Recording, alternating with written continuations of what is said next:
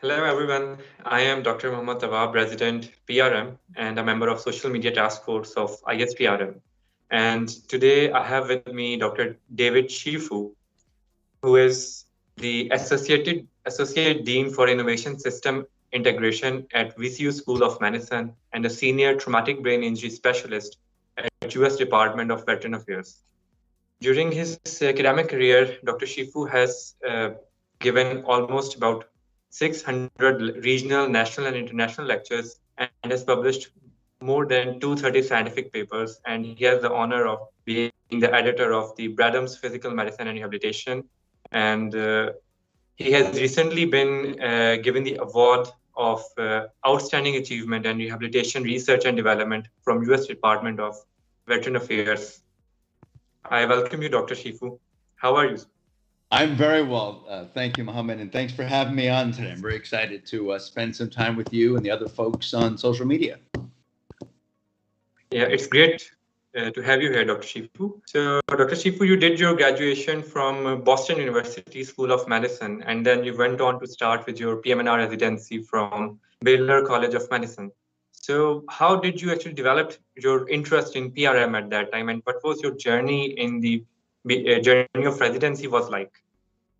Unlike a lot of people, my exposure to rehab was very early on in my training. Actually, when I was finishing my second year of undergraduate college, one of my classmates got a spinal cord injury and became eventually a C5 Asia A tetraplegic due to an injury that he sustained in the summer when we were going to summer school together. And I was there on the day he was injured, and because I guess I was a nice person, whereas I was there at the hospital with him for the next several weeks and months during his acute spinal cord rehabilitation. And it was my first exposure ever to anything that was really medicine, because I was still an undergraduate, but I got to see what the process was. And importantly, I met some really cool people that were rehab doctors, a guy named Murray Freed, who's one of the people that's been around in our, was one of the originators of our field in spinal cord, made it more than 50 years ago. So I got to meet him, and I just loved it. And I liked the people that did it, and I liked what they did. So that got me excited, and I got to know more and more of those attendings and the doctors and the awesome nurses and therapists that worked in rehab and actually, did it for a living. And I said, this is cool. This is fun. It's got so many different features to it. You learn about the brain and about the muscles and about, you learn about how the heart works, and you see little kids and old people. And I really, really loved it. And so my mentors in Boston told me about some of the terrific programs that were around. This was in the mid 80s, 1980s. And one of them was the Baylor College of Medicine. And I was fortunate enough to get into the program there. And while I was there, I had amazing mentors who mentored me, not just in how to be a good clinical doctor, but also in the importance of teaching and research and being part of the bigger profession. And so some people like Dr. William Donovan and Dr. Susan Garrison and Dr. Martin Grayboys were my mentors there. And they were really supportive and nice and helpful and treated me like an adult and like someone who was going to be somebody in the field. And so they were very helpful. And I got involved very early on in ISPRM and in the AAPM&R, even as a resident at Baylor, and just fell in love with not just our field, but also getting networked with people around the globe and being part of a professional organization and making our field better. So I was just very lucky to have people that cared about me and were very helpful and nurturing, and so it just launched me on my way. And then the last thing I'll say is in 1991, I decided that Virginia would be a great place to start a career in brain injury, and we'll talk about that in a second. But that attracted me there, and I've been here ever since. I'm 2 hours south of Washington, D.C., in Richmond, Virginia, and it's my 31st year here, and it's absolutely awesome. So, Dr. Shifu, what was your first day as a resident at Baylor College? Yeah.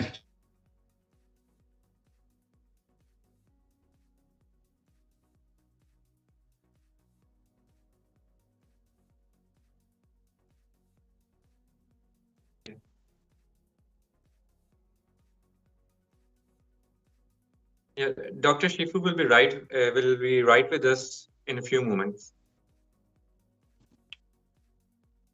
Okay, I'm back. Can you hear me? I'm sorry. Yeah. All right. All right. Anyway, so my first day, so I was an intern. I did my first year after medical school at Baylor as well.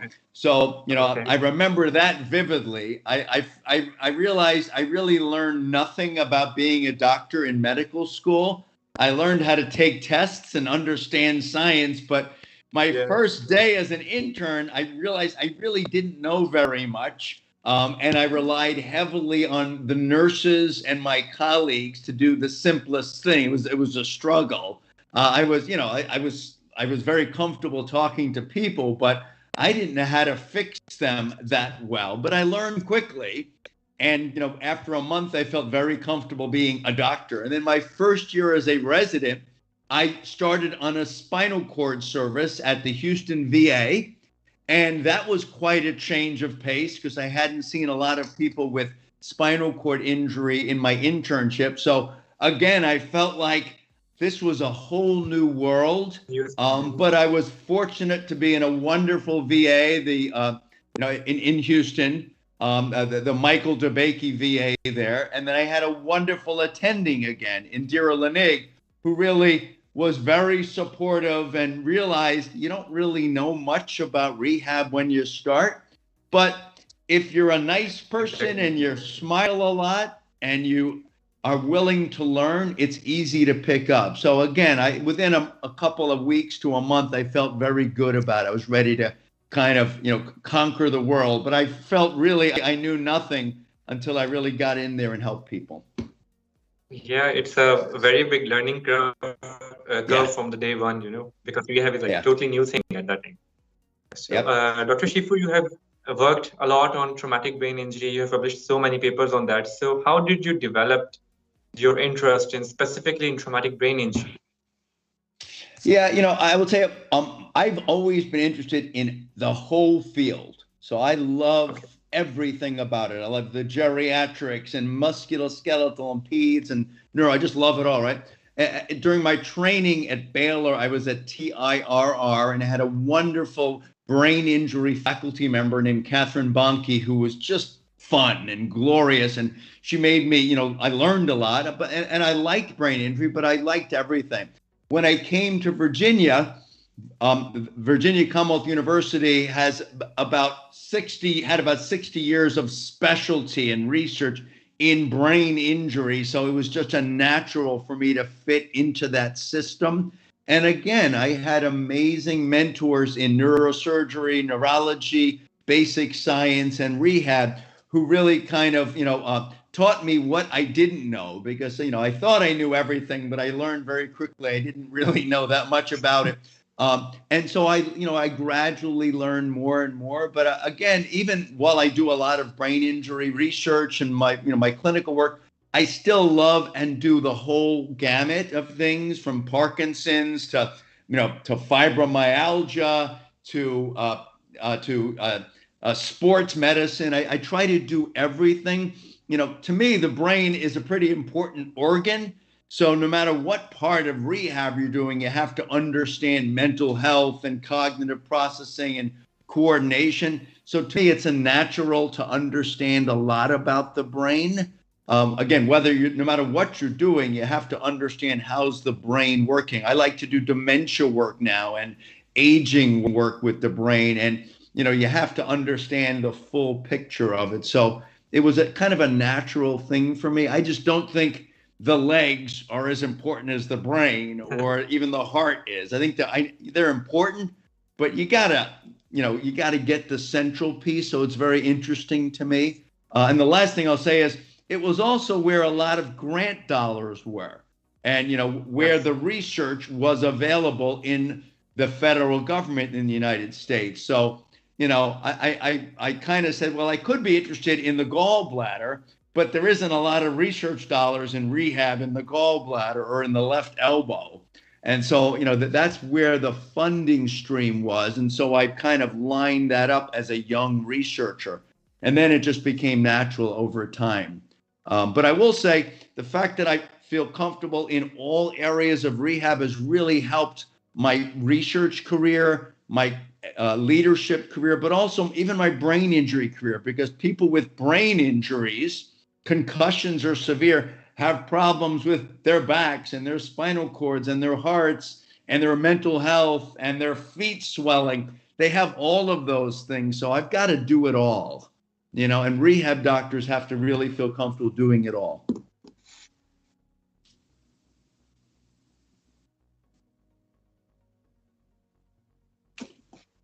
There you go. Yeah. So, okay, so Dr. Cifu, you are the principal investigator of long-term impact of military-relevant brain injury consortium since 2013. So, how do you think that this consortium impacts the physiatrist, and how does this whole limbic consortium? Yeah. You broke up a little, but I know the question, so I'm gonna Okay. answer if that's okay. So yeah. Okay. So as you may know, I was very involved in supporting the U.S. military and the VA during the conflicts in the Middle East, and my role was to help support and set up a national system of care for returning service members and veterans who had war-related injury. So naturally, out of that came my work in helping people that have had polytrauma exposure, so have had brain injuries and burns and spinal cord injuries and amputations and mental health issues and all these difficulties. So in setting up some of these clinical systems, I also became a leader in studying how people who have had injuries related to military conflicts, specifically involving their brain, with blast injuries and bullet injuries and falls and things falling on top of them, et cetera. So I helped to kind of set up a nationwide program that's really studying the long-term outcome. How do people do a year, a decade, a lifetime after having these single injuries or these repetitive injuries? And the world of rehabilitation, PRM or PM&R, it really fits nicely, because these people don't just have a problem with memory or a problem with headaches or a problem with dizziness. They have life problems. They have problems with function, return to work, psychosocial issues, return to relationships. And that is what we do in our field. So I'm very fortunate to be helped to put together a nationwide team that's really studying that. Everything from how do the MRIs look to how do they do in going back to being soldiers and service members, and how do they go back to working at a factory. So we're looking at that whole piece. We draw their blood and we spin them around in chairs and we image their head and we do this. But most importantly, we study how they are as people. So it's really cool. And it's not just about veterans and service members. It's about civilians and athletes and kids that get injured and people that are involved in car accidents. So this research really is applicable across just about anyone that can be exposed to getting a trauma, specifically an injury to their head.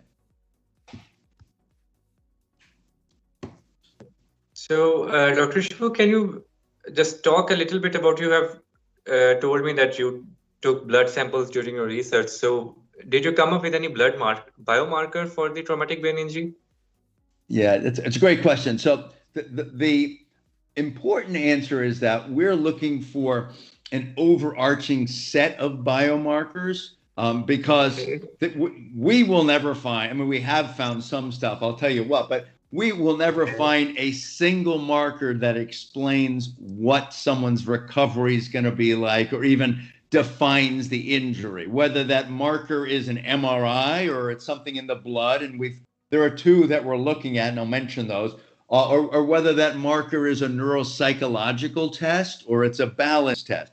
What we are doing, and what the best researchers around the world are doing, is saying the human brain is fairly sophisticated and multidimensional. So to find a biomarker or a fingerprint for how someone's injury looks, or what services are best for them, or what their prognosis is, you have to take into account many elements and then integrate them. Integrative medicine, bring it together. Okay, so that's what we're actually looking for.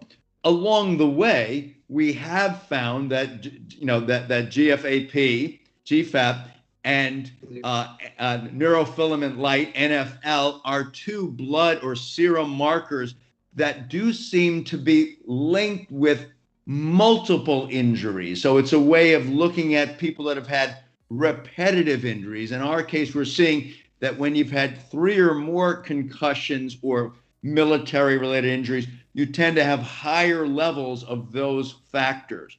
We're also seeing that there's a little bit of a signal in serum tau, which is a marker, a protein marker of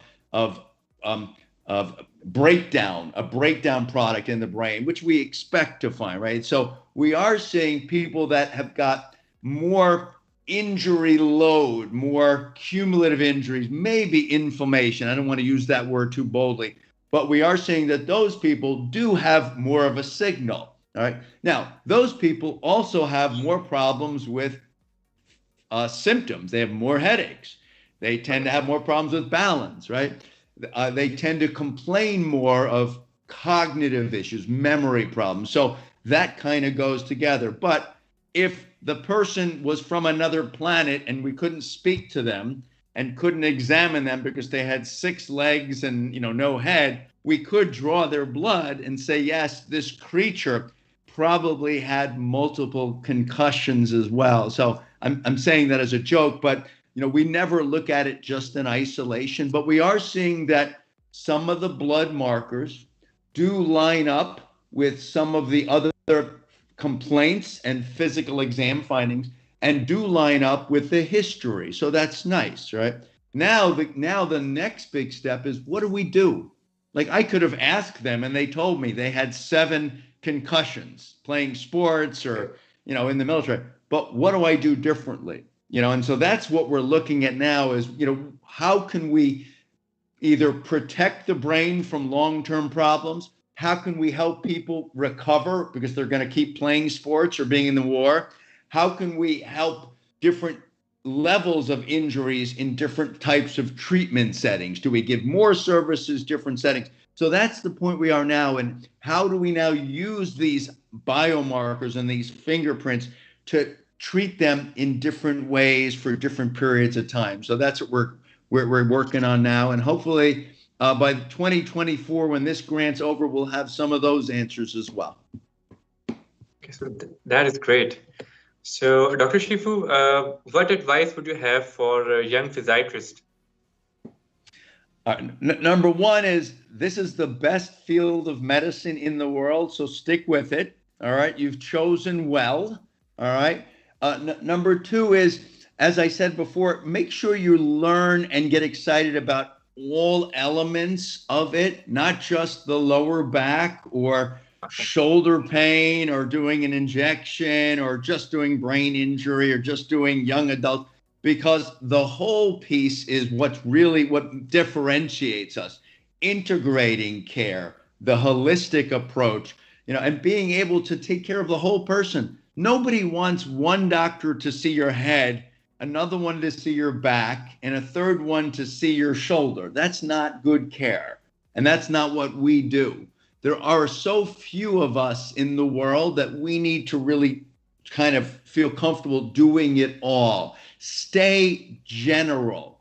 We are already specialists in what we do. Nobody does interdisciplinary team care. No one cares about the whole person. No one looks at return to work and return to recreation like we do. So, you're in a special field. We already are super specialists. So don't just focus on the left kneecap. Please stay large, right? The last thing I'll say is always figure out ways to work with others, other physicians, other therapists, other nurses. The team approach, is really what helps individuals with disability to get well. No matter how bright you are, how many books you write, without a team to implement and to help us to really make a difference, we can't do it by ourselves. So be somebody that works well with others. Be somebody that feels comfortable working in a team setting. You don't always have to be the captain of the ship. Sometimes you pull up the anchor. Sometimes, you're the one pushing off from the dock. If you're good enough, maybe you'll sometimes have facilitator or lead roles, but it's okay to just be the person that's part of a great team, and to be the person that really can help to bridge the medical work with the really important rehabilitation work. So stay general, get excited about everything, and stick with the rehab focus. Don't become a different specialist, even though you're PM&R. Stick with how we approach things. I have never cured someone with a needle, and I never will. That may help people to get well, just like, getting an x-ray may help to find out a problem, but they don't cure people. This process is what works. Whether it's as simple as an ankle sprain or as complicated as a severe brain injury, you really have to look at the entire person, look at the functional meaning of it, and make sure you're working within a team setting. Yeah, that is some great advice. And the fact that you said that we already are super specialists, so that is a great thing, because that is what it truly is. Because only it is we who know about rehabilitation, and none of the other specialists, they know nothing about it. Right. And they don't actually care to know about it. All right. Maybe if they had been trained 20 years ago, but right now they're in their own lane. And if you want to go into their lane, that's your privilege. But stick with what you're good at, what's unique about you. And another thing I'll say is keep reading and learning and figuring out better ways to do things. Like I have not figured out rehab yet. I'm still learning each time. Even when I edit a big book, I'm still learning along that process. And I'm hoping that the authors can educate me more and can kind of bring more, because it's evolving, but you can always be a little bit better. And you learn from the patients that you care for. So listen to them, make sure you're not assuming their answer, so hear them out, before you decide what you're going to do. It's really important, that we keep learning and learn from and their family members. Like I spend more time with family members sometimes, providing education or learning than you do with some of the patients. But that's the best part of the field. It's great, Yeah, I think sometimes it's the hearing that you can give to a patient, that has a lot of impact. Yeah. Yep. So yeah, I totally agree. Yep. And I also say there's a thing in the chat, or maybe it's from you, but have confidence that you are making a difference. Like I can send you 100 papers that say what we do works, and that what we do has an impact on people's lives. All right. We are as scientifically and as evidence-based as every other profession, as medicine, as surgery, as psychiatry. Do not believe the noise that people say, well, that's not evidence-based. That's not true. All right. I'm very involved in kind of writing clinical practice guidelines, and I can assure you what we are doing is as scientifically valid as every other type of medicine. It's not better or worse. It's as good. Of course, I think we're better than everybody else, but that isn't evidence-based. But what's evidence-based is that what we do makes a difference, helps people to recover, gives people their lives back. If we do it right, we can make them live longer too. But importantly, during those years, we can make them more active, functional, and satisfied. Really important. Yes, exactly. We don't have any question right now, but I would encourage our listeners to, if they have like any question, they can just write down on the chat box, and we are happy to answer them. Since we have a half a moment before someone writes Yeah. something down, I do want to also add that one thing that we can be doing that really our field hasn't done in full force, certainly not in America, is instead of just looking at recovery from disability, and that's important, and these are chronic conditions. Brain injury is a chronic disease and needs a lifetime of care. That's important. But since we have that opportunity, let's also make sure we're focusing on wellness principles.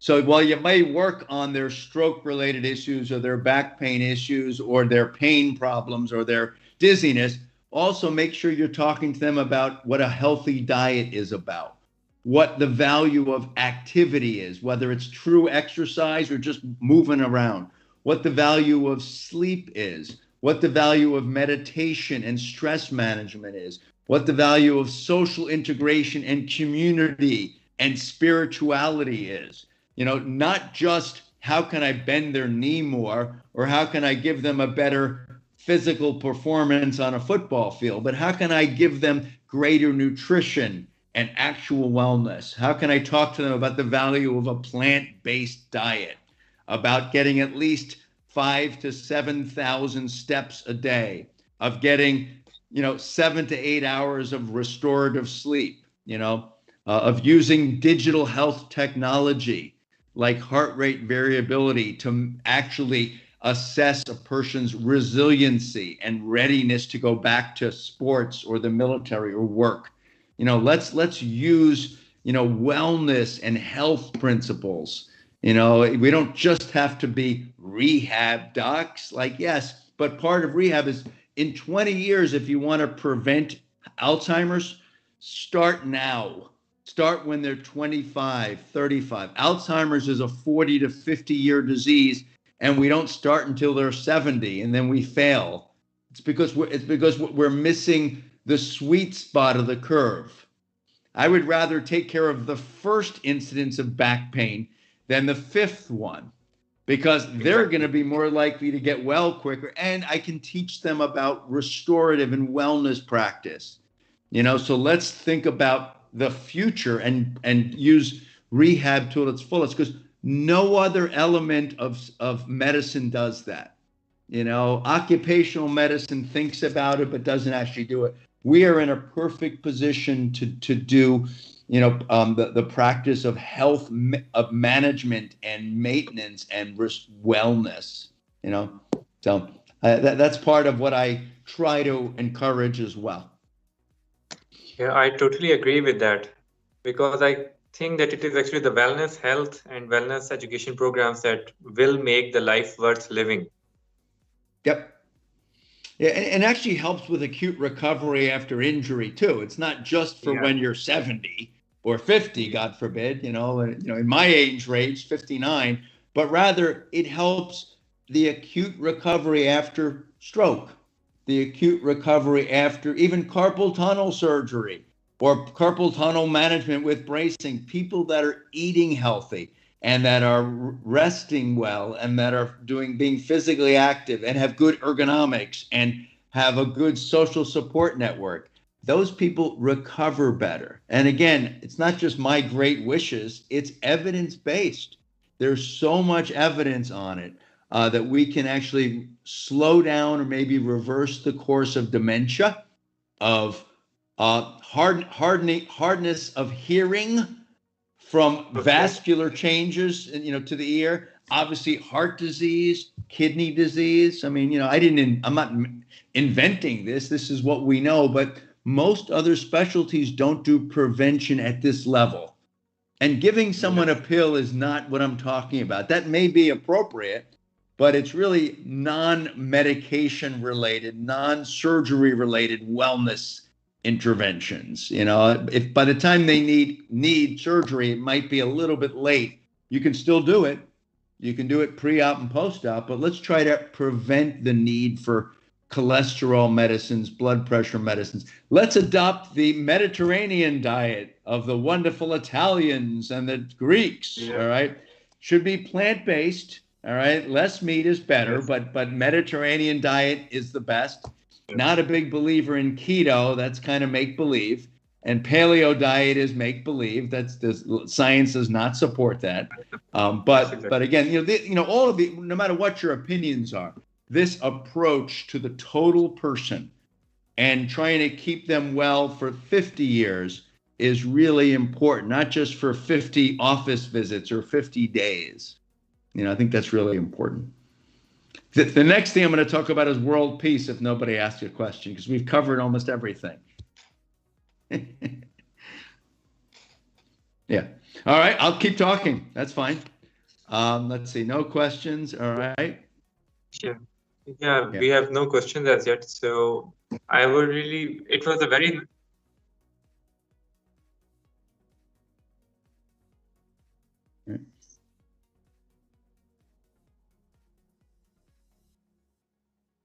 All right, that's fine. So it seems like people are enjoying some of the positive, recommendations we're making and some of the wellness features. So I would just encourage everybody to not just like it on a live chat, but also to implement it and do it.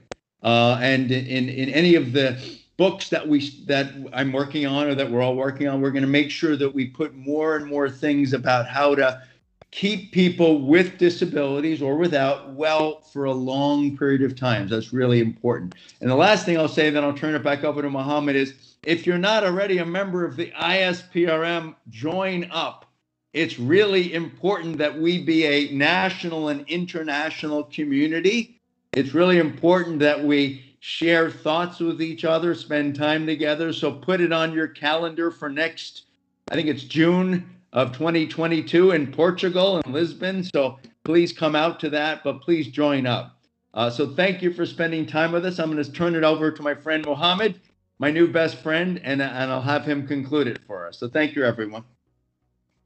Okay, thank you so much, Dr. Cifu, for giving us your time and having this wonderful talk. And again, I would like all our viewers to join ISPRM. It is a very cool group to join, and you have no idea how much impact it will have on you and on people around you. So again, thank you so much, Dr. Cifu, and I hope to see you soon in Portugal in next year. Oh, wait, there's a question. We have a question. Okay, we have a question. Okay, Dr. Abdul Hai from Pakistan is asking how to practice as a rehab physician, not just a rehab educator. Yeah. So, all right. So essentially, the question is, research is nice, and reading books and writing books is cool, and teaching people is important. But what about when you've got to implement that and use that in your practice, right? I do think the first step is really knowing what you're talking about and feeling comfortable, that what you are saying and what you are going to recommend and how you practice is as good a science and as good as it can be, right? You then have to take this amazing brain of ours and convert that into words and practice that are relevant to the person in front of you.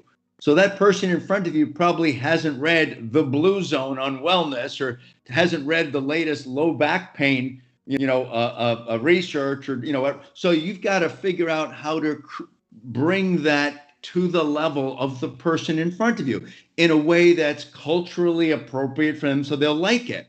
Because just because I know it and I may think it works, if they don't believe me, or if they don't understand me, or if I'm not explaining it in a way that's meaningful, it's worthless. So the first step is understand and try to get from them what's important. Why are they seeing you? Use a thing called motivational interviewing, MI, open-ended questions. I want your back to feel better. I want your dizziness to get better, but that's not what they want. Maybe they want to say, I want to be strong enough to go to work, or I want to, be able to sleep well at night, or to be with my kids, so how do I shape it? Because it's sometimes hard to go from being unwell or disabled to being able.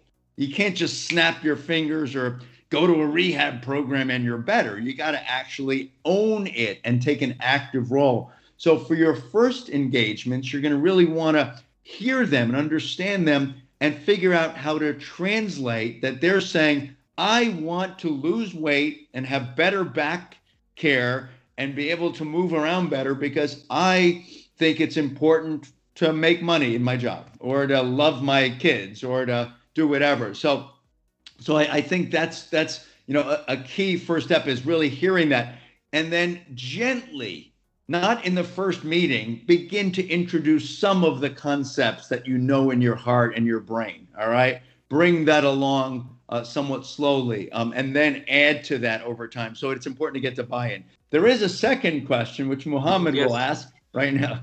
Now they're asking questions. Yeah, we have a question from Ivan Beliski. He's asking that, could you suggest some good literature about post-stroke rehabilitation?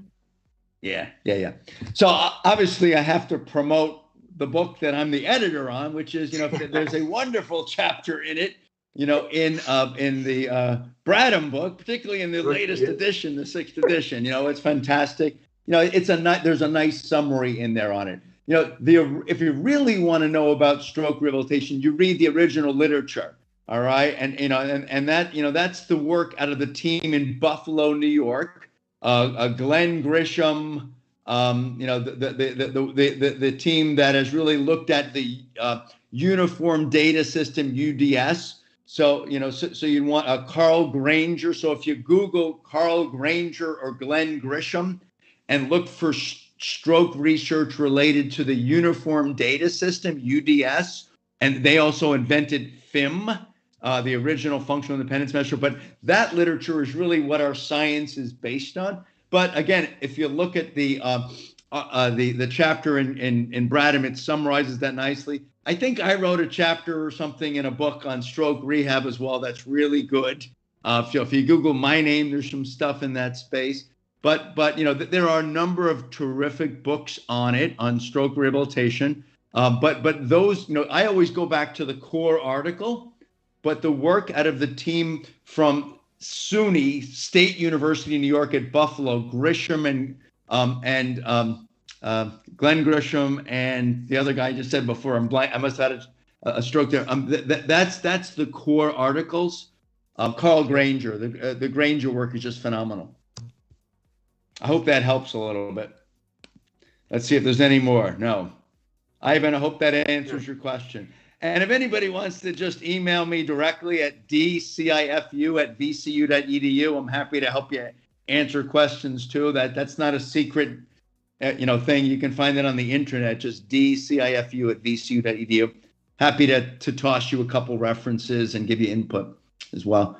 But I bet if you go to the ISPRM website, you will also find some wonderful resources on stroke rehab. And if there aren't there, you can be part of the solution and you can join the ISPRM and create those resources because we as a field need to work together in that space. And that's something you can help.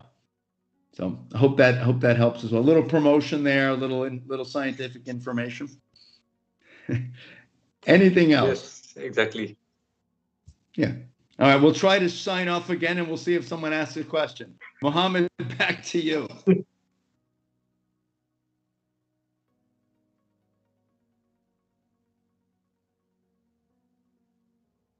Well, thank you everyone for being on this. Mohammed? Yeah, thank you everyone for listening to us, and thank you so much, Dr. Cifu, for having such an interesting conversation. And then I'm going to end up with saying, just join ISPRM, and we all hope to see you all in ISPRM 2022 in Portugal. So thank you so much. I'll see you in Portugal. Take care, everyone. Bye, man.